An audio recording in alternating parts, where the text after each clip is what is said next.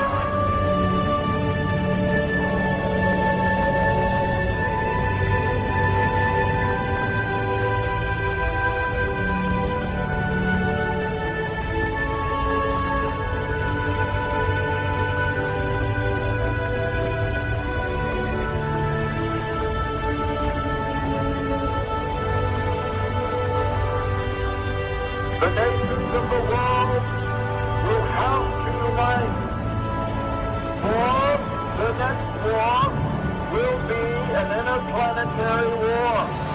The nations of the earth must someday make a common front against attack by people from other planets.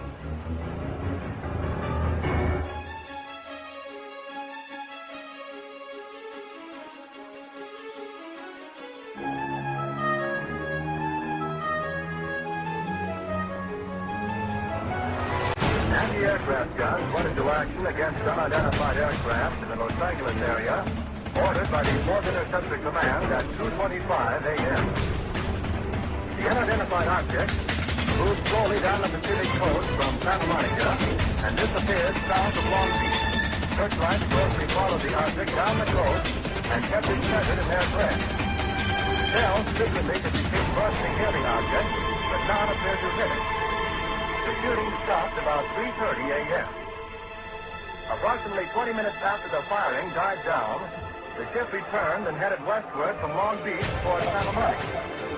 The guns went into action again, throwing round after round of shells at the object.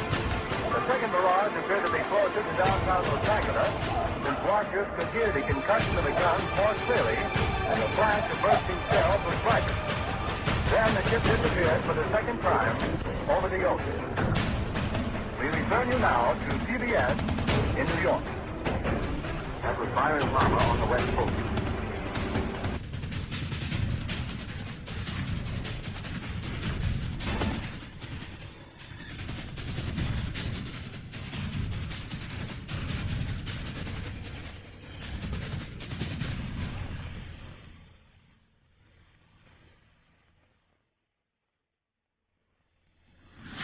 The Battle of LA was the first time that our military actually fired upon a UFO.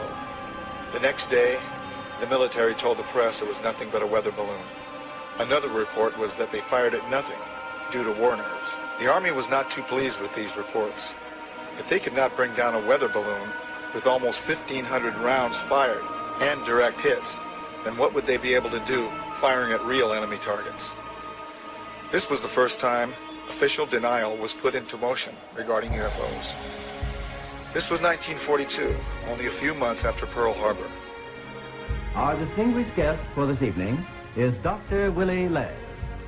Well, now, is our own government, our own Defense Department, taking the flying saucer report seriously? They have to. After all, the Air Force, which is the one which is investigating, is charged with the defense of our skies.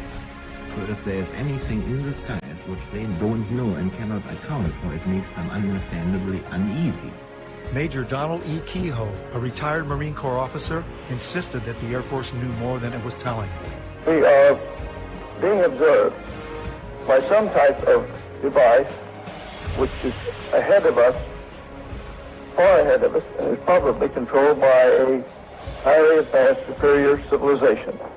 It has reached the point where many people in the Air Force have the same conclusion. In fact, the Air Force at one time had a top secret estimate that these things were interplanetary spaceships. Right now, if you report having seen a flying saucer, you open yourself up to ridicule too, which is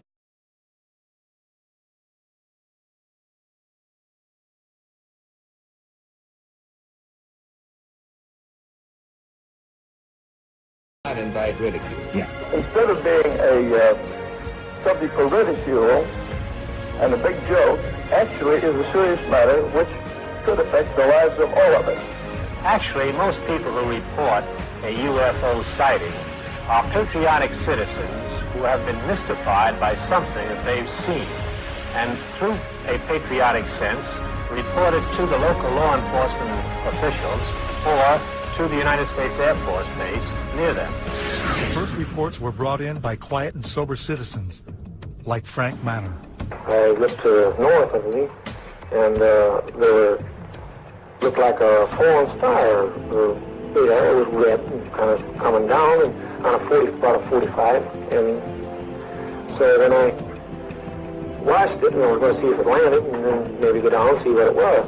And when it got to the top of the trees, it stopped, and a blue and a white light come on. And I looked at it, and I thought I was seeing things. Frank Manor's UFO remained over his swamp for more than 4 hours. His children saw it, his in-laws saw it, residents of the area saw it. I saw it looked shaped like a pie. I could see the front of it, and I just saw the round front, and I could see the lights on either side. I just wanted to stay there and keep my eyes glued to it. I couldn't leave. But I can't fathom it because it seems so unreal. William Van Horn, Hillsdale's undertaker and civil defense director, also spotted the UFO and was with his Geiger counter the next day, checking a mysterious perfect circle where the UFO had been seen. No one photographed it, but Sergeant Newell Schneider of the Sheriff's Office remembered it well enough to draw it. Oh, it moved very rapidly at any speed or rather any direction it wanted to go. Why it could change and go to the right or the left or go crossways without hesitating a bit. What do you think of it?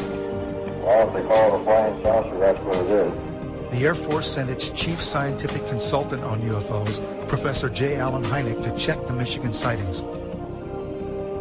Dr. Hynek agreed that the good citizens of Michigan had seen something in the marshlands. He thought they had seen marsh gas. They, as children on a farm, had many experiences with swamp rights, and that this was obviously the thing that it was, and they couldn't understand why the people in Michigan got so excited over swamp rights. Dr. Hynek's belief in marsh gases was not exactly welcomed by Ann Arbor Sheriff Douglas Harvey, who had some interesting things to tell me. Because if he's going to say it's marsh gases, I'll tell you now, in all due respect to Professor Hynek, he's all wet. I think this is a flowered up deal, because last night he was in my office, and this is what my statement will contain. And at 11 o'clock, he had no statement whatsoever to make. He told me he had no idea what it was, but he said the Pentagon said that he had to make a statement tomorrow. He said, I don't know what I'm going to say. So overnight, he comes up with this theory. Right now, if you report having seen a flying saucer, you open yourself up to ridicule. Well, you can look at here, look, beer bottles thrown. Look at my windshield. What would you think if somebody was throwing beer bottles at your house, standing out in the middle of the road screaming, you nut, you're fanatic, and all that? What would you think? You open yourself up to ridicule. Are you sorry now that you did tell people what you saw? Yes, I am. I'm sorry, because it's not it's not the truth, but it's just the idea, the reaction of the people.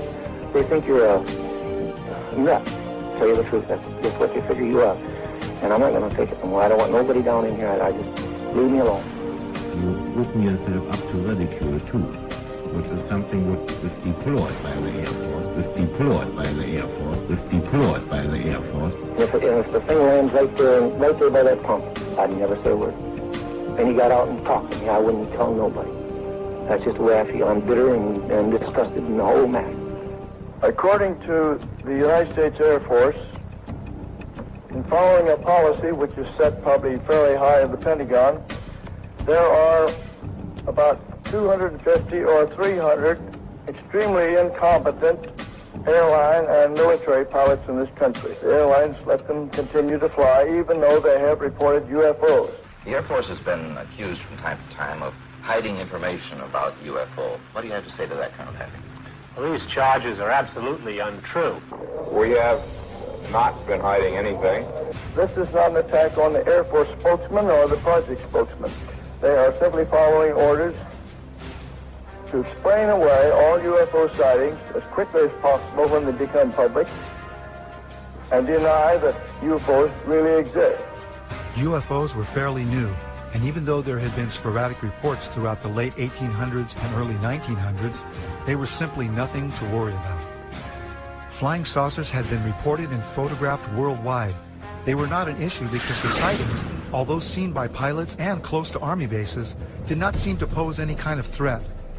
They were simply passed off as strange lights or sightings of atmospheric and weather anomalies by untrained civilians who were seeing things that were easy to explain. After the attack on Pearl Harbor, it became apparent that our military needed to control who or what flew into our airspace. Radar was the newest technology for detecting anything in our skies that was not acknowledged to be our aircraft. The Battle of LA was an example of an unknown aircraft that was immune to all that our anti-aircraft guns could deliver. Nothing could bring this one object down. What was our military going to do to control this unknown threat? What would happen if the public found out these things were real and there was nothing we could do to stop them?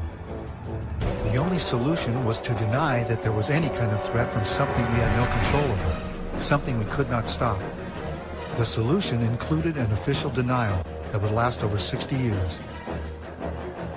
The Air Force and the CIA hired and commissioned the top astronomers, scientists, and experts of those times to become the authorities on the subject of UFOs. These experts appeared on national radio and television and gave the naive, gullible, and patriotic public the myth about UFOs. Astronomer Thornton Page was on a CIA committee that investigated UFO reports in 1952. Its conclusion? No evidence of UFOs. Even highly regarded astronomer Carl Sagan was placed by the Air Force as a consultant on a scientific panel to deny the existence of UFOs. The official Air Force reply was that there was no cover-up, and there were no flying saucers from outer space. I would like to close by reading a very brief excerpt from the report of the Air Force's Scientific Advisory Board, which they made recently upon completing a detailed review of the subject of UFO. This is a statement. The committee concluded that in the 19 years since the first UFO was sighted, there has been no evidence that unidentified flying objects are a threat to our national security. This was to become the greatest story ever denied.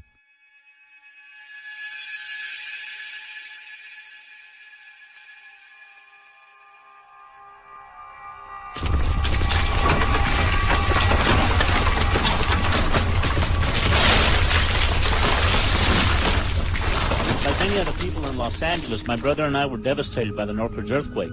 I was awake that morning making final edit decisions on a film that we had been working on for the past year.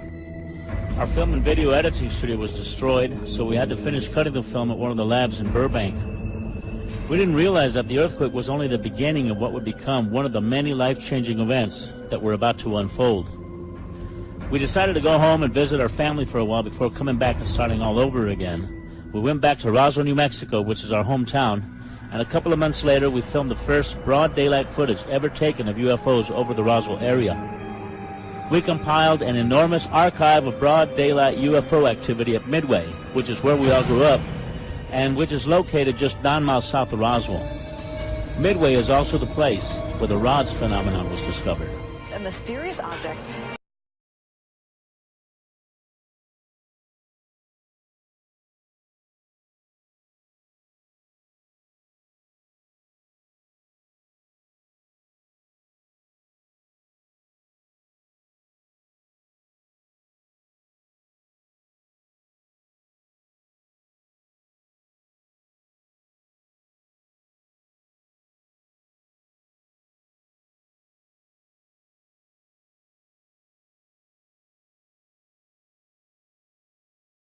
I'm not sure about these biological creatures that live in the upper atmosphere, which sounds strange, that we haven't discovered yet because they just move too fast for us to see.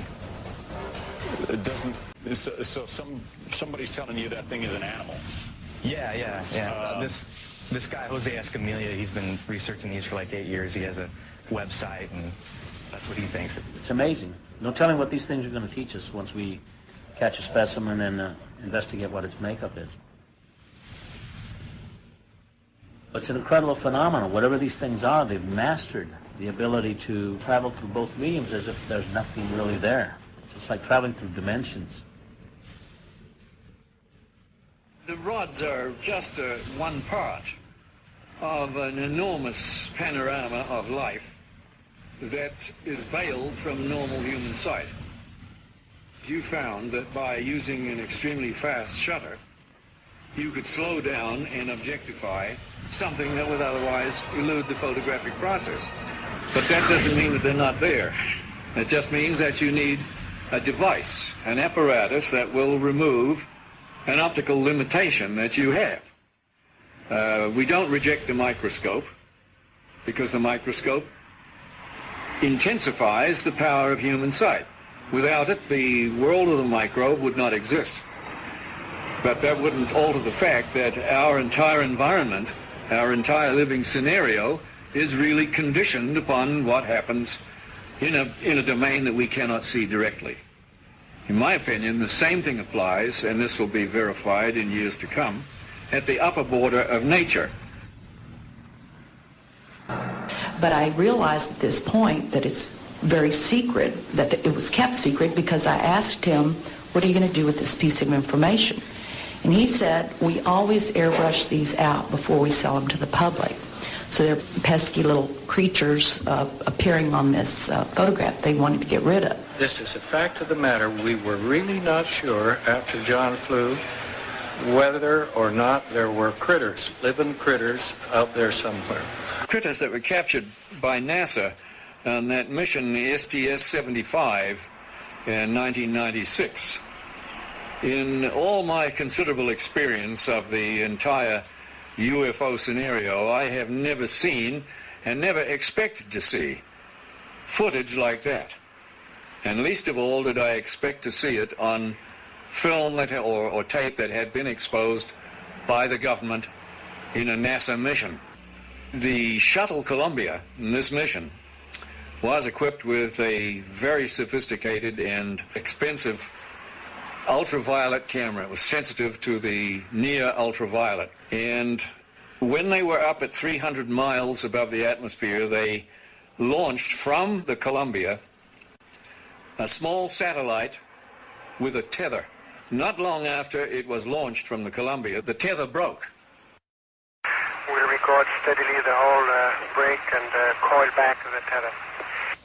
Copy, Claude. Here we go. Again, this is a view of the satellite. Well, if it had to break, it did it in the right place. And you see on this astonishing film, you see the satellite go drifting far astern of this orbiting Columbia.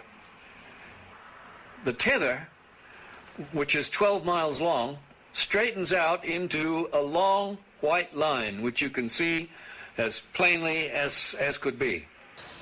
Columbia and the satellite now 77 nautical miles apart. Now, while this is all going on, a whole covey of UFOs, perhaps 36 of them, manifest to this ultraviolet camera, and they begin moving around, circulating, looking for all the world like something in an aquarium tank. The satellite, again, just moving into sunrise. Now, Houston, of course, down on the ground, is getting this feed from the Columbia, and they ask the astronauts in the shuttle, what can they see? What is it they can see? You guys getting the image? Franklin, we see a long line, a couple of star-like things, and a lot of things swimming in the foreground. Can you describe what you're seeing? Well, the long line is a tether, and there's a little bit of debris that kind of flies with us. It is like a brilliant white bar. It looks like a neon sign, and it's 12 miles long. Now, what this does is give you a sort of cosmic ruler by which you can get an idea and an estimate of the diameter of the UFOs that are flitting around down there. Now, when you see them go behind the tether, that means that you can use that tether like a ruler to measure their diameter. And those things that are down there going behind the tether are between 2 and 3 nautical miles in diameter. One of the things you see over and over again is you see UFOs materialize into the ultraviolet while you watch. You see them come from out of nowhere to the point where they are returning a response to the camera. You also see them dematerialize while you have them under observation. There's 2 of the central things that have gone on with UFOs since day one: materialization and dematerialization. It's going on in this film, 300 miles above the Earth, photographed by your government with your astronauts superintending the whole thing. Completely unzoomed, and you see the full extent of the tether. Columbia, Houston, that's a much better view, a lot more contrast visible. It's not an infrequent occurrence out there. They have them quite often. There were probably 1,500 reported cases. I have over 3,000 cases now. They estimated 100 yards from the left wing was this 100-foot disc. And the strength of the signal was as strong as the surface contact on the water of an aircraft carrier. This contact was huge. We were flying tankers over England, and London Control asked us to intercept a UFO.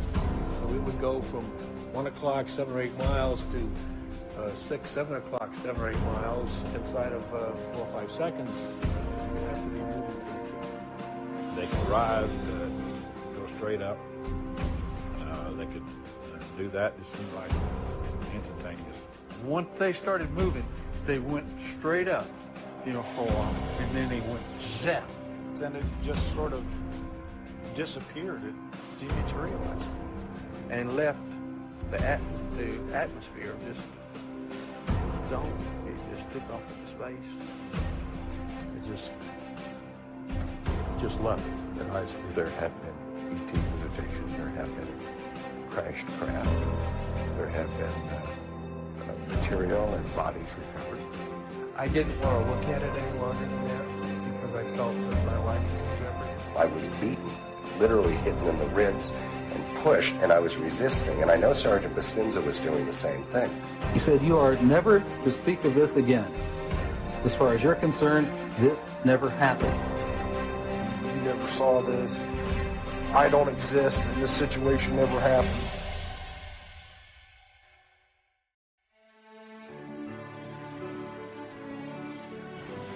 We are here today to disclose the truth about a subject that has been ridiculed and questioned, denied for at least 50 years. The reason we are coming forward now is that we are asking for the U.S. Congress and for President Bush to move towards an official inquiry and disclosure on this subject. Morning, ladies and gentlemen. My name's Clifford Stone. I'm a Sergeant First Class, United States Army. My name is Dwayne Arneson. I served 26 years as a communication electronics officer in the U.S. Air Force. My name is John Callahan. I'm a retired FAA employee. I was the division manager for the Accidents Evaluation and Investigation Division. My name is Don Phillips. I was in the United States Air Force and had worked with certain intelligence agencies of the United States government. These are people who have been inside the CIA, NSA, NRO, Air Force, Navy, Marines, Army, all divisions of the intelligence and military community, as well as corporate witnesses, contractors to the government. My name is Dan Willis. My name is George Filer III. My name is John Maynard. My name is Donna Hare. My name is Carl Wolf. My name is Harlan Bentley. My name is Larry Warren.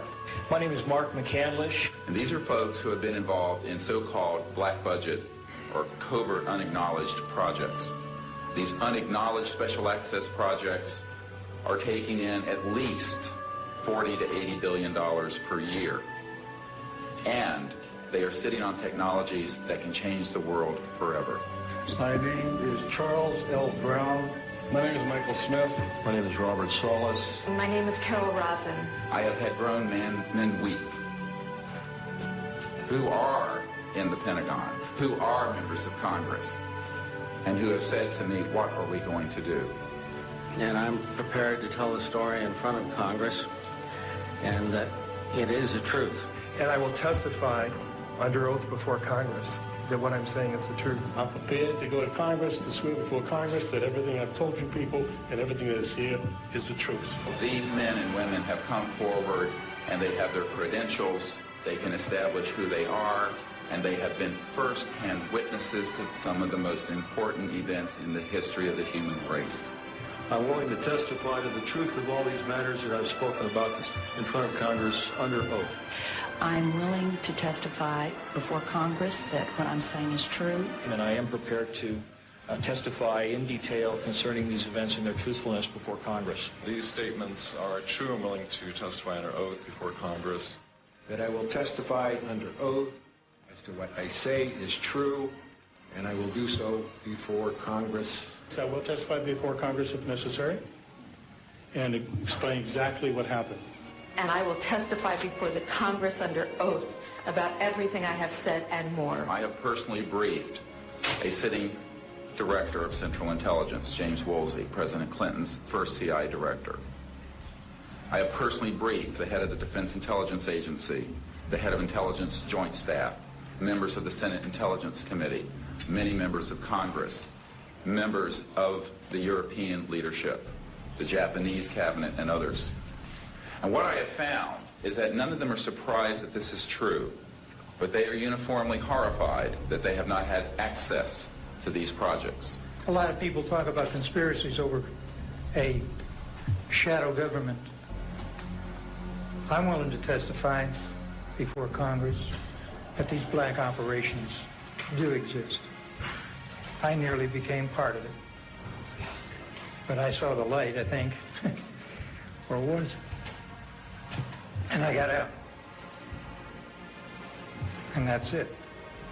We have to disclose what we know. And I am willing to testify before Congress under oath, or before any other organization, that what I witnessed is true. This whole project of bringing this out in the open will probably take other people too. But myself, I'm 73 years old, and I've had a good life and no regrets, and I've loved this country, and I've been a Christian all my life since I was about 11 years old, and so I believe God wants this known, and I believe the cosmos wants this known.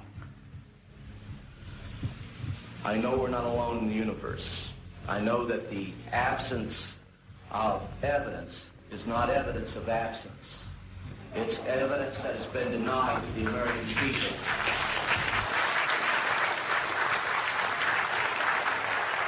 I stand before you today in my almighty God, and I tell you this. If Congress calls me in and says, will you testify in detail what you know, I stand here today prepared and ready to do just that. Governments must never lie to the people.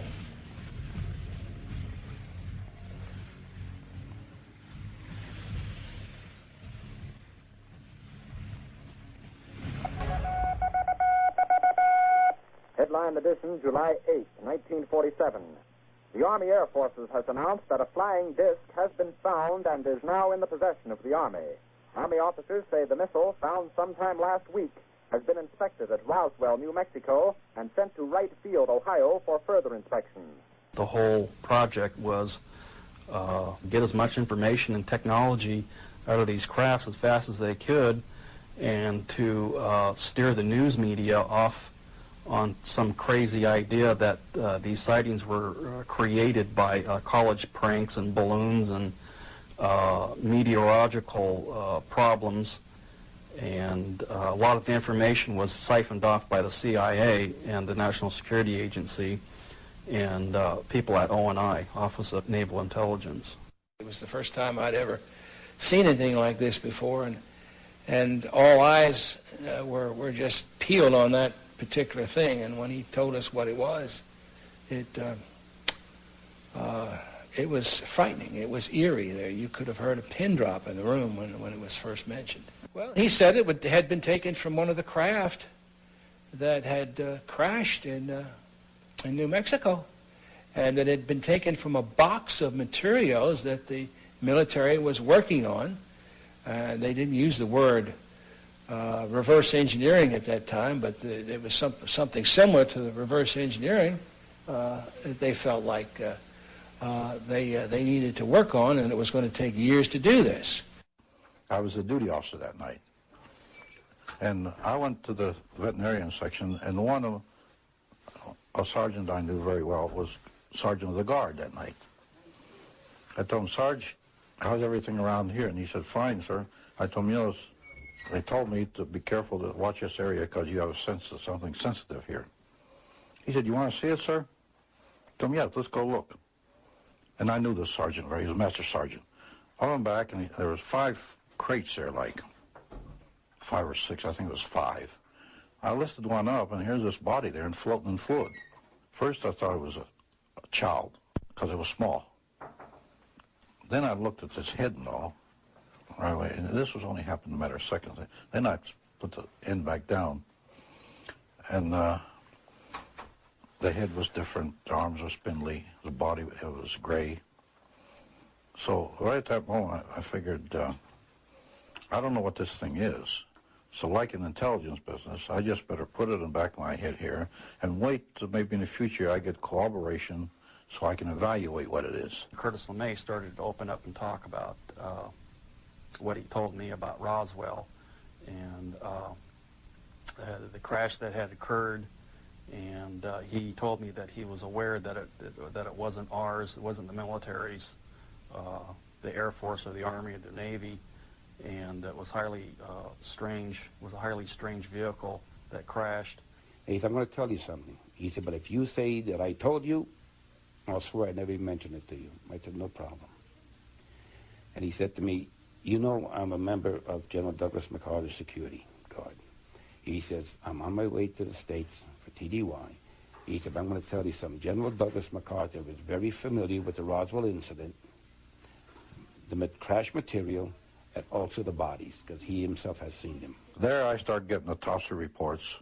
I started getting other crash reports, the artifacts I got. And I did get one time a report that NSA was getting signals from space, which were not just space noise or, or unscrambled or something you couldn't read. They were really very perfect and looked like something was guiding them. There was a real message. We were never able to decode it. This was a very coordinated message. It wasn't just noise coming. It was a pattern. The one person I happened to meet and took quite a shine to, and he to me, was a Dr. Adolf Raum. Just a little background on him, he was from Switzerland originally. He was on their first A-bomb test in the U.S. He knew Dr. Oppenheimer personally, and just a fine, fine gentleman. One night after supper and after a few martinis, I jokingly asked Adolf, I said, what do you know about the little gray men that are supposedly on ice here at Wright-Patterson?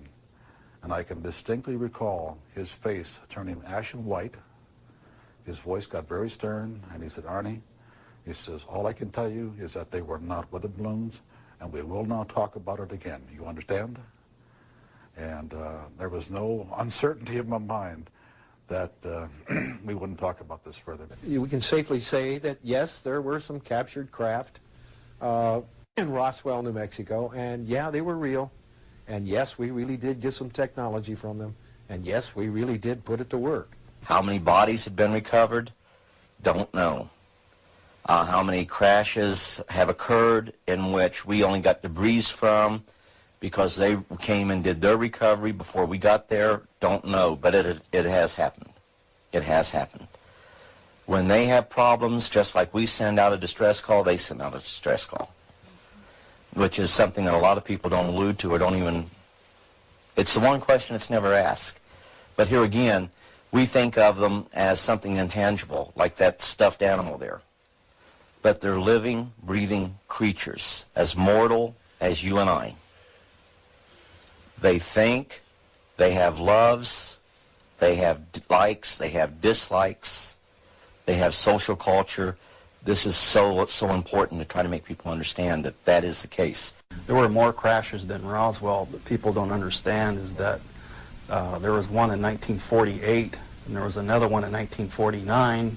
The radar testing in New Mexico was the cause of a lot of them that were crashing, and high-powered transmitters, when they would get too close to transmitters, it would interfere with their guidance control, and they would just crash. Other craft crashed. We had shot them down. As an example of some of our precision, we have here a photo of an object re-entering the Earth's atmosphere. Through our programs, we were able to predict a precise time that this was going to happen and notified a particular agency who then went out with a camera and was able to obtain this photograph. What altitude? This is just entering the Earth's atmosphere somewhere around 400,000 feet. We've been successful. We crashed in White Sands, New Mexico. We tracked it. We were tracking it at the time, and we were successful in damaging it enough where it crashed.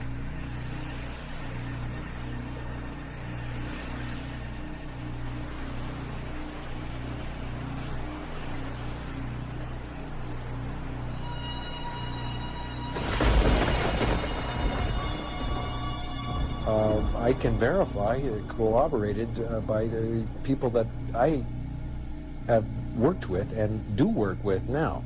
I had a comment that was really funny at that particular point. I didn't really connect it with anything until later. He says, "You have no idea at all what we're about, do you?" And I told him, "No, sir, I don't." He says, "Well, someday the technology will be out there that has been totally back-engineered." Went right over my head at that particular point. When we gave the information out, we gave it out, and and insisted they take the patents. But also we put a little bit of a requirement on that. Requirement, feed it back to us for the competitive edge of the Army.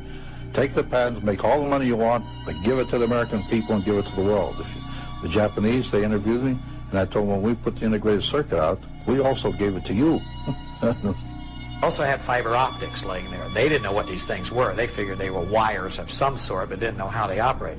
The interesting thing that shows you that we have not achieved the point of where these fiber optics are is my dad would also hold them in his hand, and when he closed his hand around them, the ends would be glowing. So this means they contain their own energy. Hey, well, why would you need a fiber optic system in a spaceship? Well, okay, if suddenly everything in the vehicle suddenly becomes mass canceled, and even the electrons become mass canceled, it means that all of the telemetry that's going through your system is going to go out of haywire. It's going to be like suddenly the system goes through a phase change and everything's superconducting. Why use fiber optics? Because photons have no mass, supposedly, so they're unaffected. So it means that any information, any telemetry that you send back and forth to your computer, it doesn't matter if the computer functions at a superconducting level because it just makes it faster, more efficient, smarter. But you want to be able to control the aircraft so it doesn't crash. And what's the best way to do it with fiber optics? A second innovation involves the delicate task of monitoring composite surfaces against pressure, stress, strain, and chemical decomposition. This is often achieved through a series of Bragg rating sensors located along lengths of fiber optics which are embedded into composite materials. However, NASA has increased the sensing locations exponentially from what is currently available. Applications for the macrofiber composite are almost limitless. They had a big black curtain that divided the hangar into two different areas, and that behind these curtains was another big area, and inside this area they had all the lights turned off, and they go in, they turn the lights on, and here are 3 flying saucers floating off the floor. No cables suspended from the ceiling holding them up, no landing gear underneath, just floating, hovering above the floor. Deanne Dittis with United Press International. Could you please address the vehicle that there was a drawing displayed of? Why would this vehicle be on display at an air show? He said there were 3 vehicles. The first one, the smallest one, the one was partially taken apart, the one that was shown in the video that was running in this hangar, November 12, 1988 at Norton Air Force Base, was about 24 feet in diameter at its widest part, right at the base of that flange. In a few instances, I can say there are clearly over-unity electromagnetic devices, things that produce more electrical energy out than in. This is an alien reproduction vehicle, and just to be clear, this means that it is based on advanced anti-gravity and zero-point energy propulsion systems. The next biggest one was 60 feet in diameter at the base. There are corporations such as SAIC, Lockheed Martin, Northrop, and others that deal specifically with advanced energy and propulsion systems connected to UFOs. And I think that what has happened, from the best we can tell, is that we have lost control of these projects from a constitutional law perspective because the infrastructure within military intelligence and corporate channels is so well funded. Oh, by the way, and the largest of 3 vehicles was about 120 to 130 feet in diameter. I mean, that's massive when you think about it. It's just huge. The reason it's called alien reproduction vehicle is that it's based on the study of extraterrestrial vehicles, but it is manufactured by human military intelligence, aerospace contracting arrangements. We are not in Kansas anymore.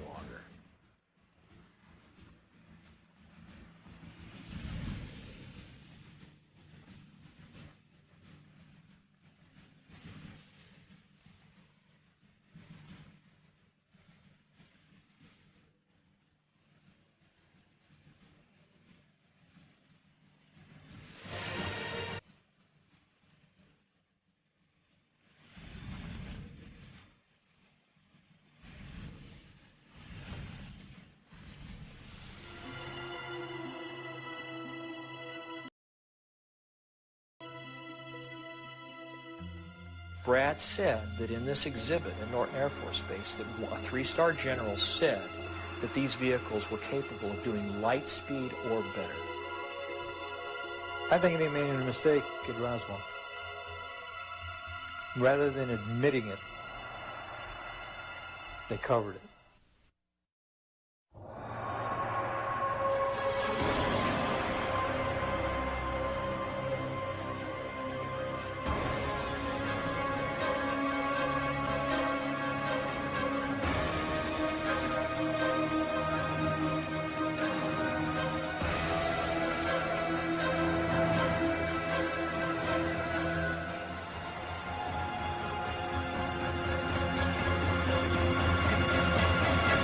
Our moon is an object that exists in our immediate space.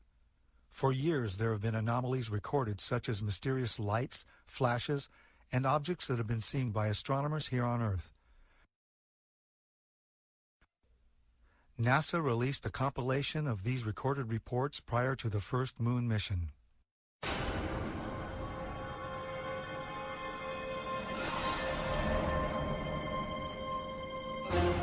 Gemini 7 here, Houston 98. Last cleared, 7, go ahead. Contact you at 10 o'clock high. This is Houston, say again, 7? I said, yeah, report you at 10 o'clock high. Roger. Billy Control here again. The reference in that conversation was bogies. It was Borman who reported citing the bogies. This is Gemini Control Houston at 4 hours, 24 minutes into the flight. Well, as far as the moon is concerned, I think they found when they got up there that there was already somebody there. And I wouldn't want to say any more than that. But they got out of there and they haven't been back. But I have seen certain documents and read certain reports that indicate that there's somebody already there that knows a lot more than we do and would be willing to run us off if we didn't go on our own. I doubt that we will go to the moon again. It has been argued that the moon could be used as an indicator of extraterrestrial visits to our solar system. Unfortunately, the detection of ET artifacts on the moon is outside the interests of most mainstream archaeologists, as archaeology tends to adhere to a pre-Copernican geocentric point of view. It is generally accepted that the search for alien artifacts on the moon is not necessary.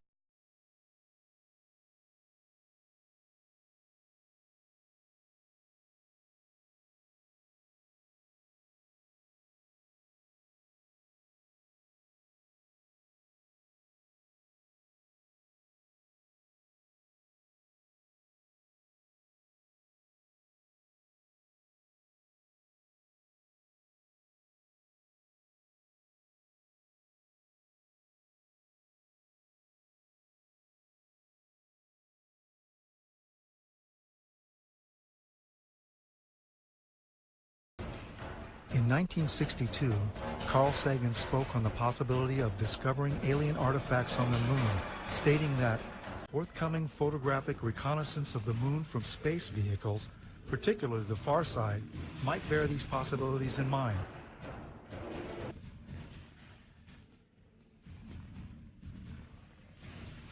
Rectangular patterns on airspace photos are recognized as signs of human culture in the remote sensing of the Earth and air archaeology.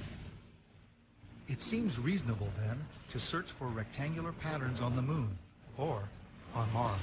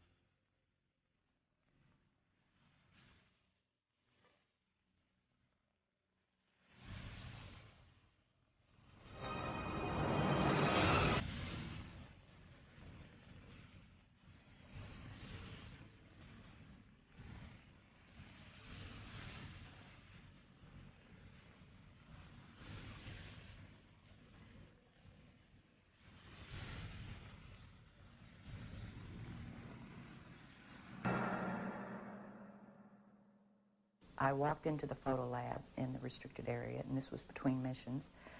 One of the gentlemen I had been friends with, and I still talk to occasionally, he pointed to one area of this mosaic. It was one panel of a mosaic with a smile on his face. He said, "Look over there." And I looked, and in one of the photo panels, I saw a round white dot. And at the time, it was very crisp, very sharp lines on it. And I said to him, what is that? Is that a dot on the emulsion? And then he's grinning, and he says, dots on the emulsion don't leave round shadows on the ground. And there was a round shadow at the right angle, at the correct angle, the sun shining on the trees. I saw pine trees. I didn't see a coastline. I don't know where this was. And I said, "Is this a UFO?" And he's smiling at me, and he says, "I can't tell you that. I can't tell you that." What I knew he meant was it was, but he couldn't tell me. So I said, "What are you going to do with this information?" And he said, "Well, we always have to airbrush them out before we sell them to the public." In 1965, in mid-1965, I was loaned to the Lunar Orbiter Project at NASA on Langley Field. They had problems with a piece of electronic equipment that was bottlenecking their production of photographs. I was taken into the laboratory where the equipment was malfunctioning. The Airman Second Class was in the dark room at that time. I was also an Airman Second Class. About 30 minutes into the process, he said to me in a very distressed way, "By the way, we've discovered a base on the backside of the moon." And then he proceeded to put photographs down in front of me, and clearly in these photographs were structures, spherical buildings, and towers.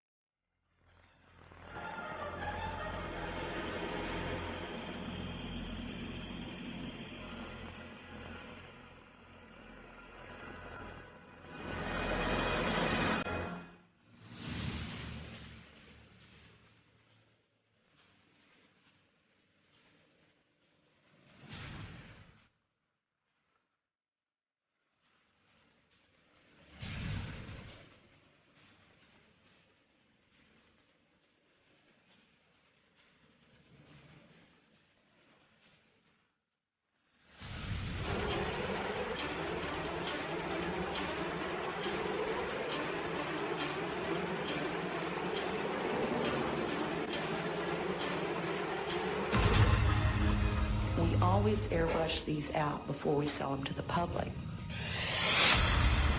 Mosaics and showed this base, which had geometric shapes. There were towers, there were spherical buildings.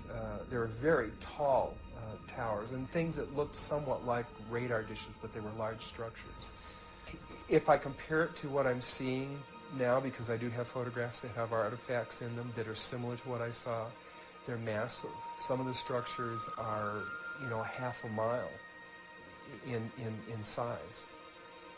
So they're huge structures. Some of the buildings seem to have very reflective surfaces on them. A couple of structures that I saw reminded me of cooling towers at power generating plants. They had that sort of a shape. Some of them were just very, very straight and tall with a flat top. The particular shot that I saw, there were several clustered together over a landscape, a fairly large landscape.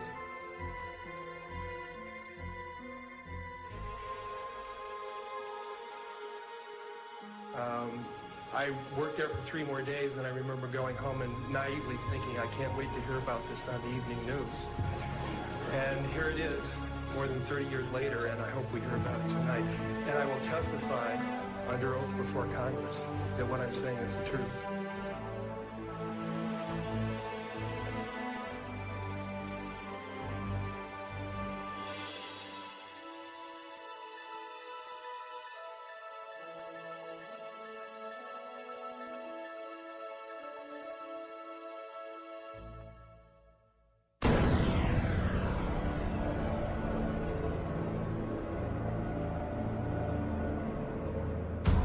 In 1959, the U.S. Army completed a plan for a manned military outpost on the moon. The Horizon Lunar Outpost was said to be necessary to protect United States interests on the moon, to conduct moon-based surveillance of the Earth and space, to act as a communications relay, and to serve as a base for exploration of the moon. The permanent outpost would cost $6 billion and become operational in December 1966 with 12 soldiers. The base would be defended against Russian overland attack by man-fired weapons. The Apollo program began only 2 years after the Horizon report, but a moon base would not have been established earlier than the 1970s. During the discussion of UFOs, the question ultimately is going to come up, can any government keep secrets, let alone the U.S. government? And the answer to that is unequivocally yes. People in high-level government have very, very little, if any, information, valid information about this. Most have no more knowledge than the man in the street. There's always been what they call the need to know. They keep pretty much each organization an island unto itself. I looked at him and I was pretty startled because I'd worked out there several years and never seen anything like this, never heard of anything like this. I had a top secret crypto clearance, and I could go into areas where my commanders, some commanders could not even get in. He was a civilian but had done a lot of work with NASA on a lot of committees and what have you. And I think his problem was the fact that he hadn't heard about this. They can't get in there because they don't have the need to know, even though they have the same clearance as the guy that gets to go in there. He knew that he was very important because he was on a lot of committees in NASA. And since he was very important but hadn't heard about this thing, this couldn't be true. The UFO secrets can be kept secret from other people who have the same security clearance. And the truth is, they have hidden things like UFO and extraterrestrial information from us for years. Not just the current era, but back before the 1900s. There's about 38 levels above top secret. The highest is cosmic. That's, okay, I'll tell you right off now, that's UFOs, aliens, and particleization. Now, like you heard a while ago, there's only probably about 25 people in the world that know things that are known at that level. No president has had that level, has ever been cleared for that level. Eisenhower was the closest. Eisenhower wanted somebody to be in charge. He tried the CIA director, and it didn't work. CIA was working primarily for itself. Most of the intelligence directors of the services were working for themselves. What happened was Eisenhower got sold out. I think that he realized that all of a sudden this matter is going into the control of corporations. He realized that he was losing control. He realized that the phenomenon of whatever it was that we were faced with was not going to be in the best hands, and those were as far as I can remember, that was the expression that was used. It's not going to be in the best hands. In the councils of government, we must guard against the acquisition of unwarranted influence, whether sought or unsought, by the military-industrial complex. The potential for the disastrous rise of misplaced power exists and will persist. We must never let the weight of this combination endanger our liberties or democratic processes. We should take nothing for granted. Only an alert and knowledgeable citizenry can compel the proper meshing of the huge industrial and military machinery of defense with our peaceful methods and goals. And so it was organized under the name the NRO. You couldn't mention NRO. NRO, National Reconnaissance Office, basically run by the Air Force. The Reconnaissance Office, from my understanding of people that I've had contacts with since I retired, has taken on a lot more responsibility, particularly towards UFO and extraterrestrial activities. You could say that they picked up where Blue Book dropped off. If you're on that level, there's an organization worldwide called ACIO. That's Alien Contact Intelligence Organization. If you pay your dues and you follow the rules, you can benefit, your government is allowed to benefit from that organization's information. Henry Kissinger headed some sort of a study group back in the 50s to study the ramifications of this information if it had leaked through a credible source. In fact, Jimmy Carter was not brought into the loop. They, for some reason, the group, the control group, they don't trust the guy for some reason. They don't trust Jimmy Carter. They were afraid that he would come out and make statements, blanketed statements to the news media. I was contacted by Ms. Marcia Smith, who was the director of the Science and Technology Division of the Congressional Research Service. She asked to meet with me, and I met with her, and she informed me that President Carter, upon taking office in January of 1977, held a meeting with then the Director of Central Intelligence, who was George Bush Sr., and demanded that the Director of Central Intelligence turn over to the President the classified information about unidentified flying objects and the information that was in the possession of the United States intelligence community concerning the existence of extraterrestrial intelligence. This information was refused to the President of the United States by the Director of Central Intelligence, George Bush Sr.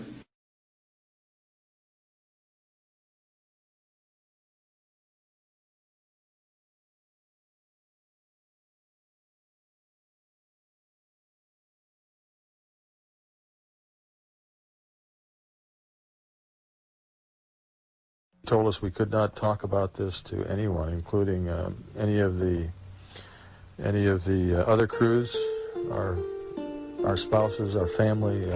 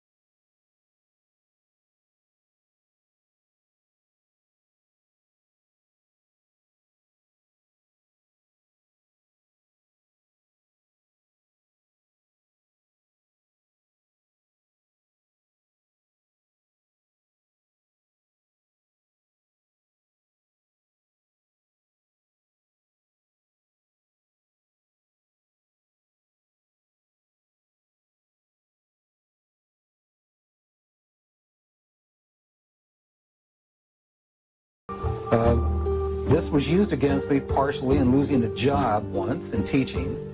I've had a hell of a time after I've told this story, but I continue to tell the story because I think it's important for people to understand that this sort of shit goes on in the government. He was sorry he wrote the book. He was sorry he exposed the family to the ridicule, to the lawsuits. It's been very tough on our entire family. He did not want to die, leaving us with these problems. Just hope that the future people such as yourself and me will know what to do with this type of knowledge that this man brought forward. I do say that he is the first man to come forward in a high capacity.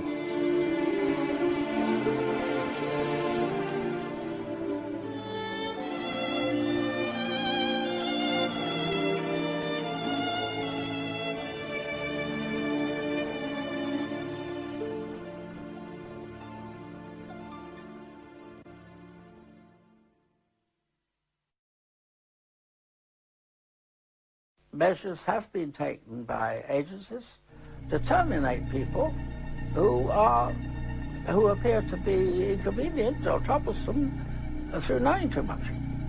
I would go interview people that claimed they had seen something and try to convince them they hadn't seen something or they were, hallucinating or something. Well, if that didn't work, another team would come in and give all the threats and threaten them, their family, and so on and so forth. And they would be in charge of discrediting them, making them look foolish, or so on and so forth. Now, if that didn't work, then there was another team that put an end to that problem, one way or the other. Secretary of Defense Forstall was the first real powerful known person that was eliminated because he was going to release the information. And nobody has ever paid for that crime. That crime had never been really thoroughly investigated by forces to see what happened to him. But most people know that he was thrown out the window of the hospital, and he wasn't killed by being thrown out the window, but he never got up alive. He was talking about being erased.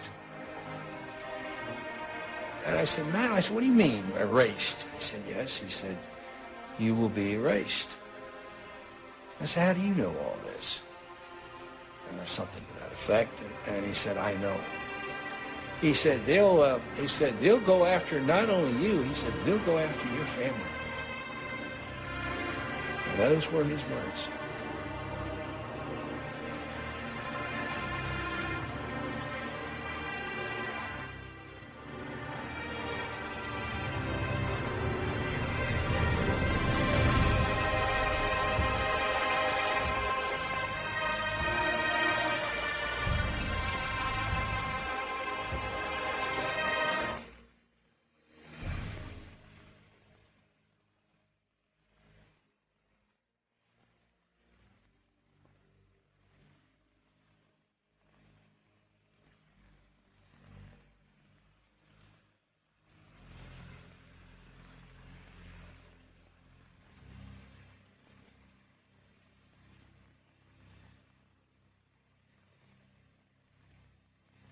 And they're yelling at me, and they're hollering and cursing, and you didn't see anything, and we'll do you and your whole goddamn family. And they're it was basically that for about 8 or 9 hours. They're just off on their own.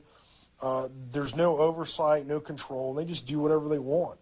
They don't. And they're evil, man. These people are evil. Basically, it's an oversight group intermingled with the National Security Council and the National Security Planning Group. They have full control. They have no congressional oversight whatsoever. They answer to nobody except for the President of the United States. But they're trying to push it aside away from the President. When I was a corporate manager of Fairchild Industries in 1974 through 77, I met the late Dr. Werner von Braun in early 74. At that time, von Braun was dying of cancer. But he assured me that he would live a few more years in order to tell me about the game that was being played, that game being the effort to weaponize space. Weapons in space is still a big enigma. Black covert operations have always been trying to do something like that. Von Braun's purpose in life during the last years of his life, his dying years, was to educate the public and decision makers about why space-based weapons are dumb, dangerous, destabilizing, too costly, unnecessary, unworkable, undesirable. The strategy that Wernher von Braun taught me was that first the Russians are going to be considered to be the enemy. In fact, when I met him in '74, they were the enemy, the identified enemy. We were told that they had killer satellites. We were told that they were coming to get us and control us, the dirty commies, that whole story. First, the Russians were the enemy against whom we're going to build space-based weapons. The ballistic missile defense system is probably a pipe dream in the sense that if what it's designed for is that you know where it's coming from. And when we had Russia, there was a 50-50 chance that you knew about where it would be coming from. In 1977, I was at a meeting in Fairchild Industries in a conference room called the War Room. And in that room were a lot of charts on the walls with enemies, identified enemies, names that people had never heard of, names like Saddam Hussein and Gaddafi. But we were talking then about terrorists, the potential terrorists. No one had ever talked about this before, but this was the next stage after the Russians against whom we were going to build space-based weapons, these terrorists. They wanted a weapon system they could put in space that would stop a ballistic missile. That was the concept. This is 1977, and they were talking about creating a war in the Gulf region when there was $25 billion in the space-based weapons program that yet had not been identified. It wasn't called the Strategic Defense Initiative, at least, until 1983. This weapons system then had obviously been going on for some time that I didn't know anything about. When Star Wars was brought out as an idea, which was before Reagan actually, and incorporated into his administration, it became pretty much a window dressing, as one people would call it, but there was a lot of truth behind what they were trying to do. They knew the basic principle of what they wanted to do. So I stood up in this meeting in 1977 and it said, I'd like to know why we're talking about space-based weapons against these enemies. I'd like to know more about this. Would somebody tell me what this is about? Nobody answered. They went on with this meeting as though I hadn't said anything. We heard a lot about terrorism. Then we were going to identify third world country crazies. We now call them nations of concern. With the rogue nations we have today, it's absolutely ludicrous. But he said that would be the third enemy against whom we would be needing to build space-based weapons. And the next enemy was asteroids. Now at this point, he kind of chuckled the first time he said it. Asteroids, against asteroids we're going to build space-based weapons. So it was funny then. And the funniest one of all was against what he called aliens, extraterrestrials. That would be the final card. And over and over and over, during the 4 years that I knew him and was giving his speeches for him, he would bring up that last card. And remember, Carol, the last card is the alien card. We're going to have to build space-based weapons against aliens. And all of it, he said, is a lie. Well, if they were hostile, my own knowledge is, and feeling, I don't know about all of them, is that we could have been, with their weaponry, as it might be used, could have destroyed us a long time ago. If beings can travel in time-space, then anything we would put in orbit as a weapon would be like going against Genghis Khan with a firecracker. Now, some would like for us to believe, like to develop the idea that the aliens and people are our enemy now. But that's not true. I noticed the satellite's positionings. I said, now, this is supposed to be a system that tracks radar anomalies on Earth, right? You know, the whole thing, movement. Yep, that's what it does. And I said, so why are half of them pointed towards the outer space? Towards the moon, towards areas that are just blank space. I have concluded that I'm fighting against the clock, that I have but a short time to try to convince people that we are moving in an avenue where we are going to militarize space. As a result of militarizing space, we are going to acquire new technology. We're going to evolve new technology.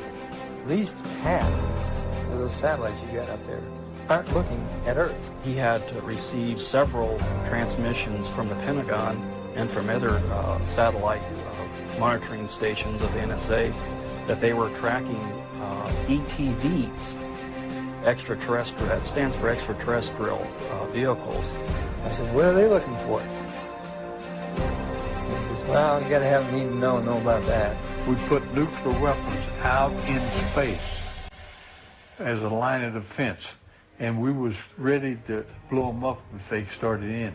He didn't mention a timeline, but he said that it was going to be speeding up faster than anybody could possibly imagine. Okay, we're not joking about this, but Dan was at window 1. He looked out, he saw an object floating nearby. We took several pictures of it. It's fairly small. We just heard that in the process of poring over that heat shield, they found 3 more objects floating in close proximity to the space shuttle Atlantis. There you go, 1, 2, and 3. Unclear what those are. Maybe a 4th there. Unclear what those are. Could be ice.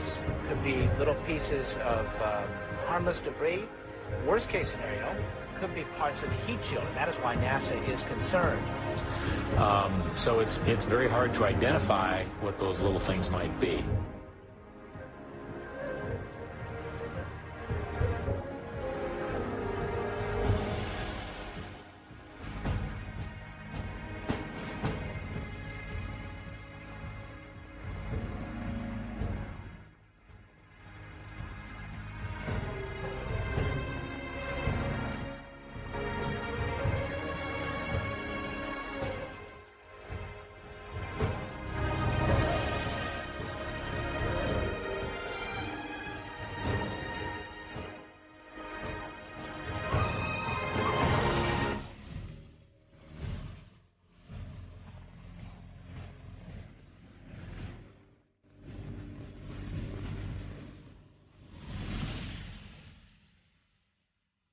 We are going to acquire new technology. We're going to evolve new technology that's going to lead us into interstellar travel.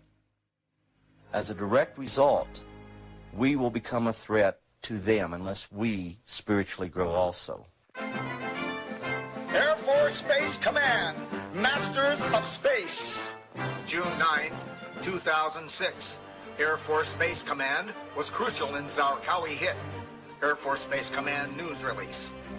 Air Force Space Command delivered space combat effects for the precision strike that resulted in the death of terrorist leader Abu Musam al-Zarqawi, head of Al-Qaeda in Iraq. A global positioning system-aided GBU-38 Joint Direct Attack Munition was one of the 2 munitions used in the bombing of Zarqawi's last safe house. An artist's concept shows a GPS satellite orbiting Earth. We have to credit Lockheed Martin for this one, folks.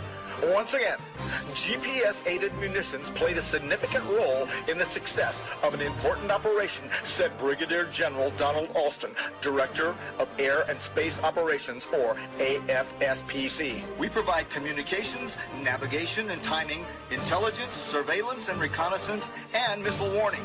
Our mission is 365 days a year, 24 hours a day, 7 days a week, providing space effects to the warfighter, said Vice Commander Major General Thomas Taberny. Air Force Space Command, Masters of Space. President George Bush is expected to issue a directive in the next few weeks giving the U.S. Air Force a green light for the development of space weapons, potentially triggering a new global arms race, it was reported yesterday. The new weapons being studied range from hunter-killer satellites to orbiting weapons using lasers, radio waves, or even dense metal tubes dropped from space by a weapon known as rods from God on ground targets. Space warfare experts said they expected the Bush administration directive to signal a shift in attitude towards exploring ways of affirming U.S. dominance in space militarily. In a memo that I wrote to President Bush last week, I stated that this campaign will persist until our goals are met, and they are as follows. That we have open, honest hearings on the subject in the U.S. Congress. That there be a permanent ban on the weaponization of space or the targeting of any objects of extraterrestrial origin. That there be a full and complete study of classified technologies connected to this subject, specifically technologies connected to UFO and extraterrestrial vehicles. If declassified and used for peaceful energy generation and propulsion, would solve the looming energy crisis definitively. You don't need cars unless you got an internal combustion engine. Well, if you have one of these units, you know, that's about 16 inches long and about 8 inches high and about 10 inches wide, then you don't need to plug into Kit Carson, the local electric company. It burns nothing, no pollution, okay? It never wears out because there's no moving parts. Denny Klein uses an alternative fuel source once thought impossible. He says people still have trouble believing him when he reveals his liquid fuel. Water. Take water and electricity, and we break it down through our very unique electrolysis process. Klein has just patented his process of converting H2O to HHO, producing a gas that combines the atomic power of hydrogen with the chemical stability of water. It turns right back to water. You see the water running off of it. Klein originally designed his water-burning engine for cutting metal. He thought his invention would replace volatile acetylene in welding factories. And then one day, as he drove to his laboratory in Clearwater, he thought of another way to burn his HHO gas. On a 100-mile trip, we use about 4 ounces of water. Klein says his prototype 1994 Ford Escort can travel exclusively on water, though he currently has it rigged to run as a water and gasoline hybrid. Simply speaking, it can change the world by reducing our dependence on fossil fuels. These are equivalent to our... Pete Dominici is helping Klein take his hydrogen technology patents from a 2-room office in Clearwater to consumer markets around the world. You know what? Microsoft came out of nowhere, came out of the garage. Why not hydrogen technologies? The duo is already in negotiations with one U.S. automaker and the U.S. government. Their plans have grown from basic welding with water to powering the entire world from the safest and cleanest fuel on Earth. Members of Congress recently invited Denny Klein to Washington to demonstrate his technology. Now his company is currently developing a Hummer for the U.S. military that can run on both water and gasoline. I have concluded that it's based on a few people making a lot of money and gaining power. We have cartels. We have a whole set of cartels in an area, interlocking corporations, and behind this we have a few people who are quite wealthy and who own most things. It's about ego. Everybody's trying to be the big monkey. It's really as simple as that. Who's control of petroleum of the world? A lot of people think that Iraq, Iran, and so on and so on. They don't.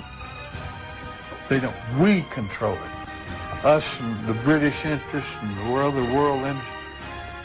Well, some people refer to this the secret government. I would say that in terms of profiting from the status quo, big oil, there are certain geopolitical and financial infrastructures that would not welcome a definitive replacement to the fossil fuels. So what we get is the great Armageddon everybody's been dreading. The energy crisis going right now, in my view, will probably evoke a great Armageddon that we've all feared so long in about 2007. It's about a few people who really are playing an old, dangerous, costly game for their own pocketbooks and power struggle. People in power right now don't want us to know is that this free energy is available to everybody. I will tell you, and we can prove this with other scientists who are ready to come forward, that we already have a complete replacement for any fossil fuels or ionizing nuclear power plants. We don't need them. We haven't needed them. Probably have not needed them since the time I was born.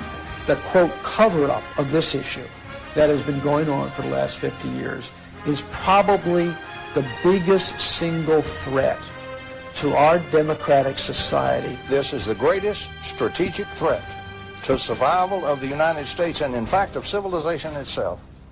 It still bothers me that I've seen all this, I know all this, and like I'm walking around like with the answer and nobody wants to ask the question. I think it's time for us to act to end this charade. It's definitely time to make this disclosure on this. It's been kept secret too long. One of the things that I'm upset about is that good people are forced to do illegal things, and I believe that this information should be given to the American public. It's the discovery of the lifetime of humankind, isn't it? To find out that we're not here alone. People are walking around in a daze. They have no idea what is going on. The fools may blow the world from other causes, don't misunderstand me, but they're going to blow it from this cause. A shadowy government with its own Air Force, its own Navy, its own fundraising mechanism, and the ability to pursue its own ideas of the national interest, free from all checks and balances, and free from the law itself. Whatever activity is going on, to the extent that it is a clandestine group, a quasi-government group, a quasi-private group, it is without any type, as far as I can tell, of high-level government oversight. And that is a great concern. We have contact with aliens not originating from some foreign country, but from some other solar system. And I have been a party to them.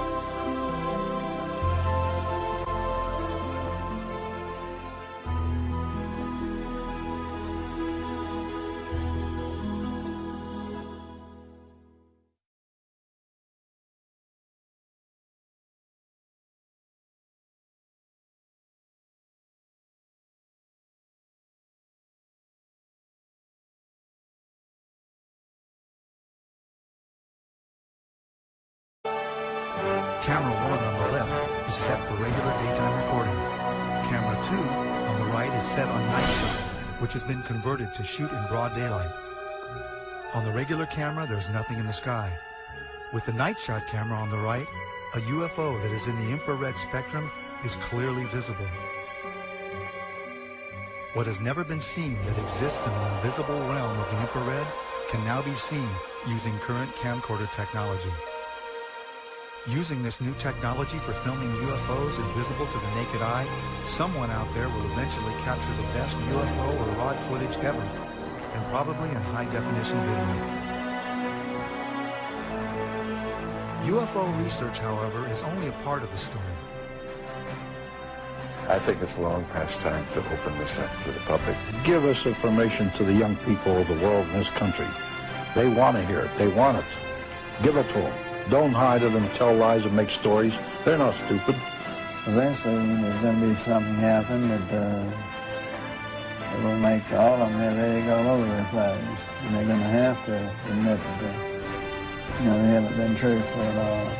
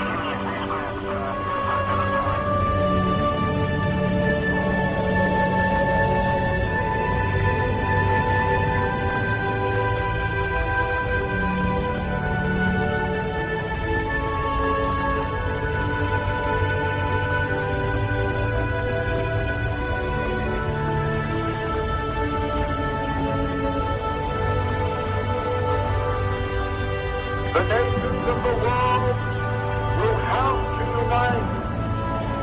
For the next war will be an interplanetary war.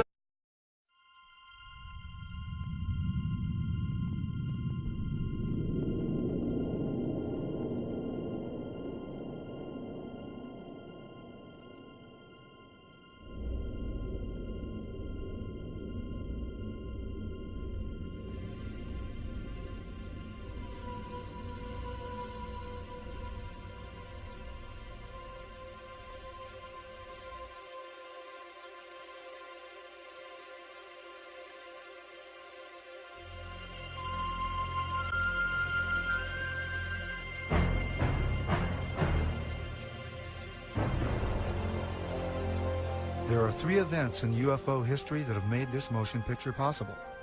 In the 1950s, Trevor James Constable unlocks one of the mysteries of UFOs.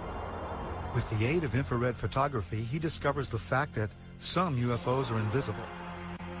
By using infrared film in his cameras, he discovered UFOs that exist in a light spectrum that cannot be seen with the naked eye or photographed with conventional cameras. This opens a whole new aspect in the documenting of UFOs, and his discovery reveals some UFOs may be living creatures. He calls them critters. In 1994, Isaiah Shamir discovers a phenomenon called rods, a life form invisible to the naked eye that we've never seen before. He also develops a technique for filming these life forms that exist in the realm of the very fast. He calls it sky fishing, using high-speed shutter settings on camcorders. In 1995, NASA stops airing live broadcasts from shuttle missions after UFO footage has been made public, creating a controversy about how much NASA really knows about their existence. Looks like you got an object right in front of you, Mark. Can you look out there? I'm not sure what you're talking about. Never mind. That same year, Martin Stubbs begins recording what will be 5 years and over 2,500 hours of uninterrupted live broadcasts from NASA's own downlink. To Today, we have digital camcorder technology that enables us to capture UFOs in full-color, high-resolution video. Invisible UFOs can now be captured in broad daylight by anyone. 2 camcorders of the same make and model are set up side by side. Hillsdale's undertaker and civil defense director also spotted the UFO and was with his Geiger counter the next day, checking a mysterious perfect circle where the UFO had been seen. No one photographed it, but Sergeant Newell Schneider of the Sheriff's Office remembered it well enough to draw it. Oh, it moved very rapidly at any speed or rather any direction it wanted to go. Why it could change to go to the right or the left or go crossways without hesitating a bit. What do you think of it? Well, if they call it a flying saucer, that's what it is. The Air Force sent its chief scientific consultant on UFOs, Professor J. Allen Hynek, to check the Michigan sightings. Dr. Hynek agreed that the good citizens of Michigan had seen something in the marshlands. He thought they had seen marsh gas.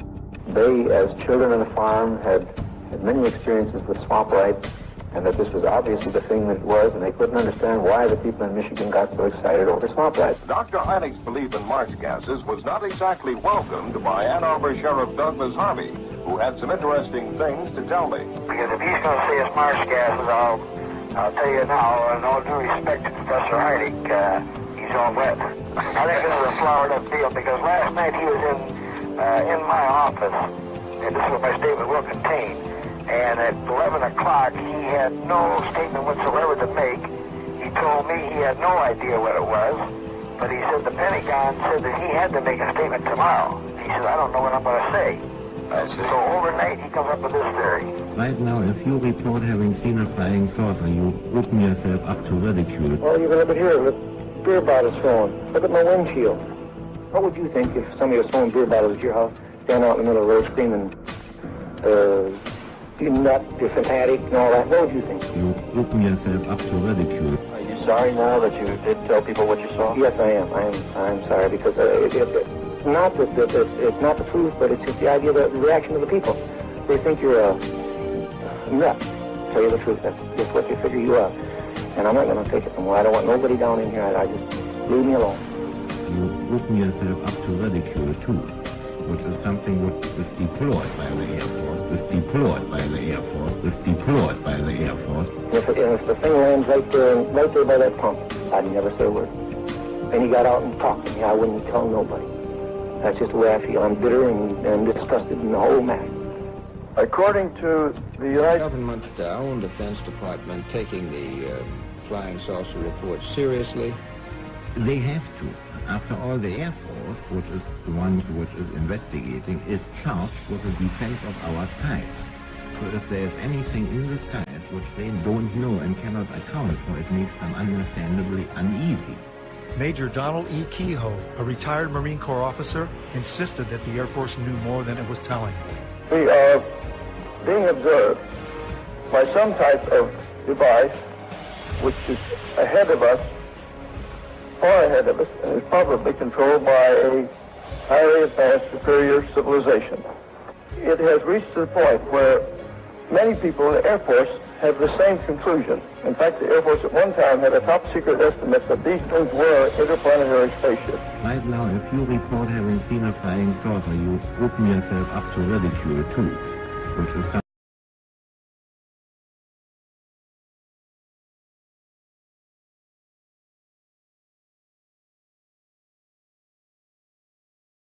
Not invite ridicule. Yeah. Instead of being a subject for ridicule and a big joke, actually is a serious matter which could affect the lives of all of us.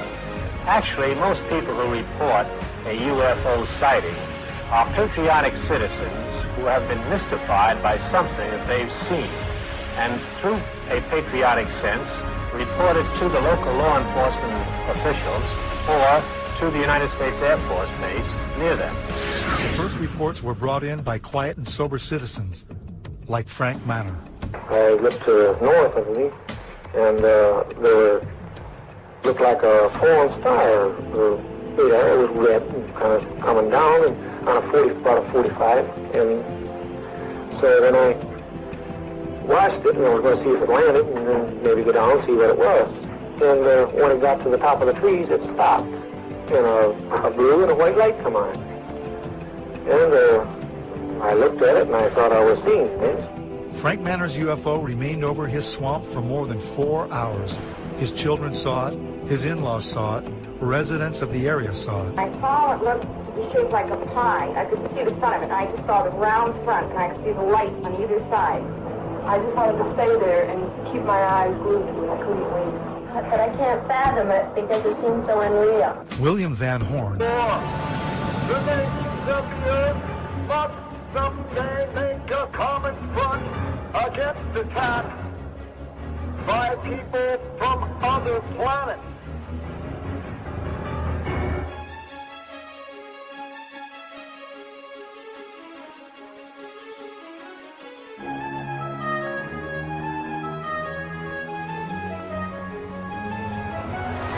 Anti-aircraft guns went into action against unidentified aircraft in the Los Angeles area, ordered by the Fourth Interceptor Command at 2:25 a.m. The unidentified object moved slowly down the Pacific coast from Santa Monica and disappeared south of Long Beach. Searchlights closely followed the object down the coast and kept it centered in their trend. Shells secretly could be seen bursting near the object, but none appeared to hit it. The shooting stopped about 3:30 a.m. Approximately 20 minutes after the firing died down, the ship returned and headed westward from Long Beach toward Santa Monica. The guns went into action again, throwing round after round of shells at the object. The second barrage appeared to be closer to downtown Los Angeles, since watchers could hear the concussion of the guns more clearly, and the flash of bursting shells was brighter. Then the ship disappeared for the second time over the ocean. We return you now to CBS in New York. That was Byron Palmer on the West Coast.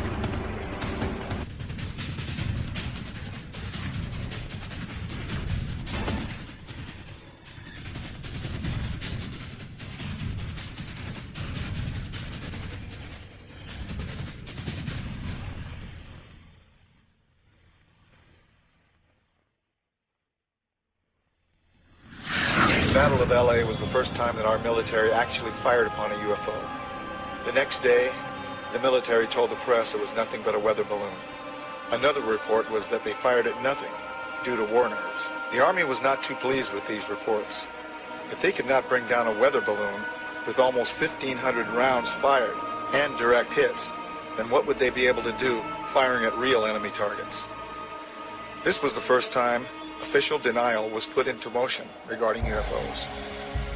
This was 1942, only a few months after Pearl Harbor. Our distinguished guest for this evening is Dr. Willie Lay.